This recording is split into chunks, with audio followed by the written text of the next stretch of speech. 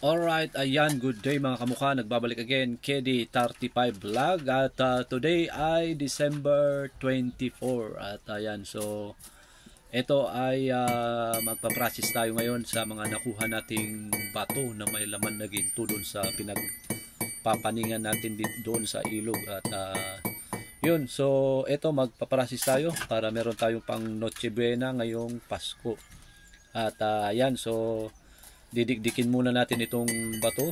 Ayan, so kaya natin nilagyan ng cellophane yan para iwas talsik yung mga pagka dinikdik mo kasi yan tatalsik, so masasayang. So kailangan mong lagyan ng cellophane bago mo dikdikin para hindi siya masasayang. At kailangan mo ring salain para yung pino maihiwalay dun sa malalaki, tapos didikdikin mo ulit. So ang gagawin natin ngayon ay medyo shortcut ko muna itong pagdidikdik natin kasi mahaba itong process na to.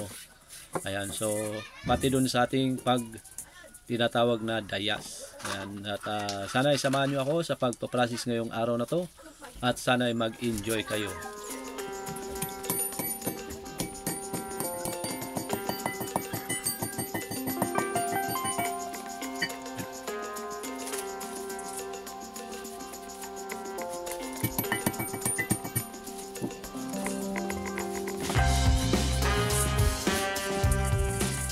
Okay, so eto na siya at pwede na yan, ganyan siya kapino. So mas maganda, mas mapino pa, pero pwede na yan. Kunin muna natin yung free gold nya, saka ulit natin didikdikin. Ayan, so diretso na tayo sa ating dayas.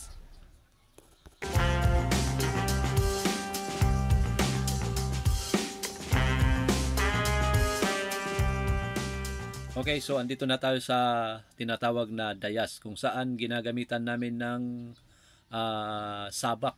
Ayan, sabak yung tawag dyan sa paghihiwalay ng ginto. Dito sa process na to ay matagal din to.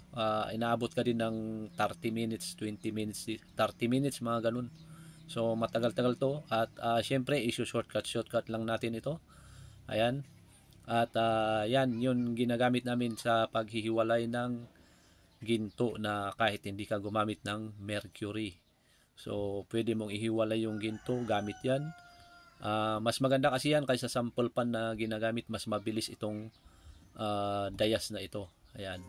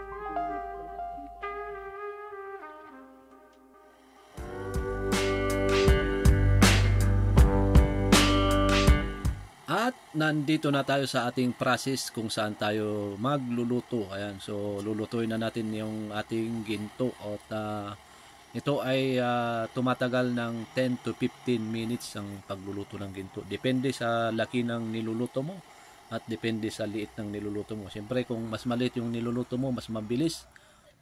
Pagka malaki, siyempre mas matagal. At siyempre pagka hindi nalinis yung ginto na niluluto mo ay diyan ka matatagalan magluto. Kung minsan pag hindi nalinis na gusto yung lulutuin mong ginto, hindi yan matutunaw kundi parang titigas yan na parang lupa siya or parang mangingitim siya pagka hindi siya nalinis na gusto. Ayan.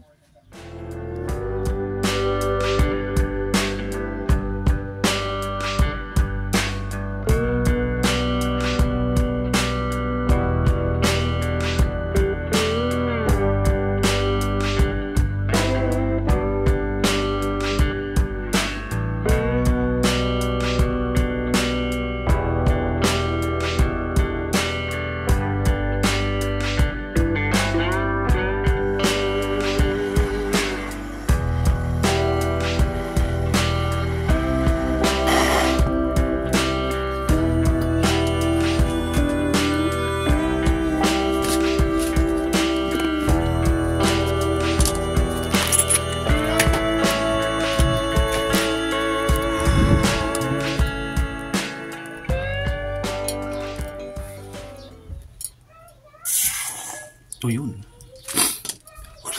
sabi niya talagang mainit siya beautiful. Medyo tumigas yung may tumigas na borax. Subukan natin dito.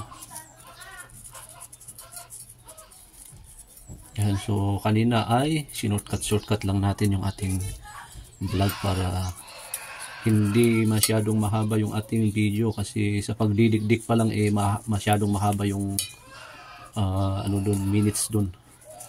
Inaabot ako sa pagdidikdik ng mga 30 minutes hanggang sa mapino siya. Ayun.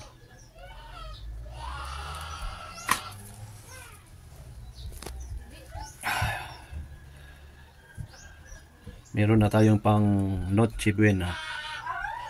Nakahabol tayo ngayong 24.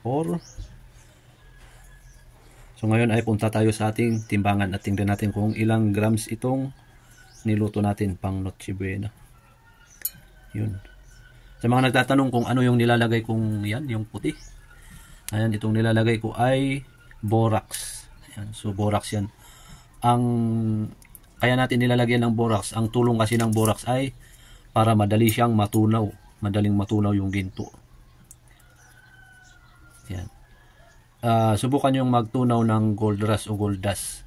Huwag kayong gagamit ng borax. Matagal siyang matunaw pag walang borax. Yun yung gamit ng ating borax. So, diretso na tayo sa ating timbangan.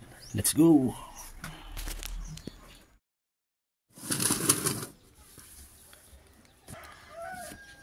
Eto. Mas malinaw dito. Yun. Yun. May butas na malaki. Ngayon ay titimbangin natin. Siyempre gamit itong ating vintage na timbangan na lagi pinagtatawanan ng mga viewers ko Ang alam ko may tatak ito Nasaan ba? May nakita kong tatak nito Yun Saan yun? Yun 1933. Yun. May nakamarkang 1933. 1933. Hindi ko alam kung legit na 1933 yung marka na yan. Pero yan yung napansin ko sa sa timbangan na yan. Galing sa kasi ito. Galing pa sa lula ko yan. Ayan. So ito yun. Ito kung napapansin nyo manilaw-nilaw dito, parang hindi pa siya masyadong tunaw dito sa bandang to. May tumigas na borax pero okay lang yan. Ang problema ko itong malalaking butas na to. Okay. Ito yung ating timbangan.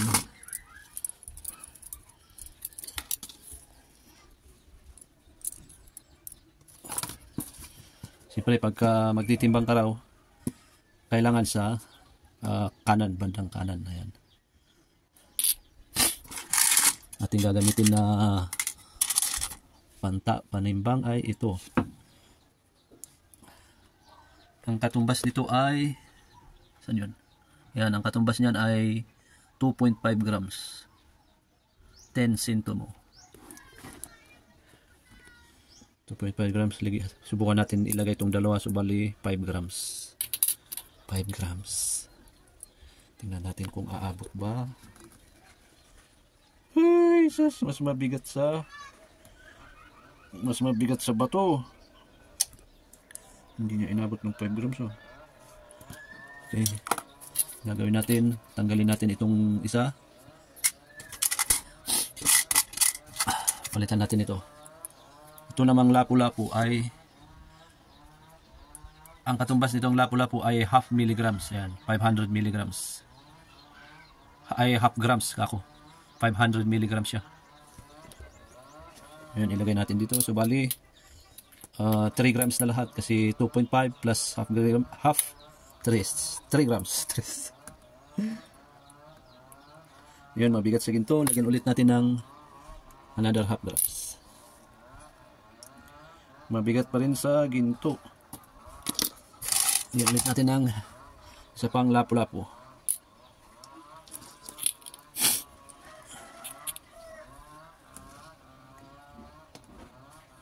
Ayun, medyo lumalaban na. Pero nasa ginto o parang sakto ah.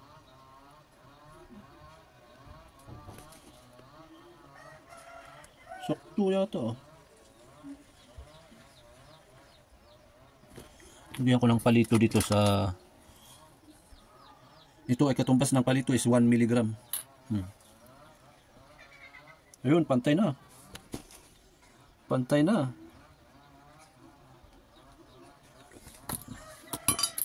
Ngayon, bilangin natin kung ilan lahat.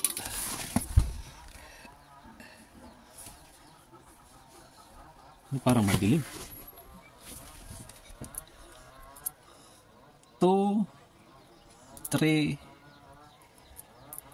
4, 1. 4.1. 4.1 grams kasi ito is 2.5 grams. Half milligrams ito. So 3. Oh, tama. 4.1. 4.1 grams. Siguro aabutin siguro ito lang 5 grams kung hindi lang may butas dito. Oh, ang lalaki oh. Pero makapal din kasi siya eh. Oh. Ayun.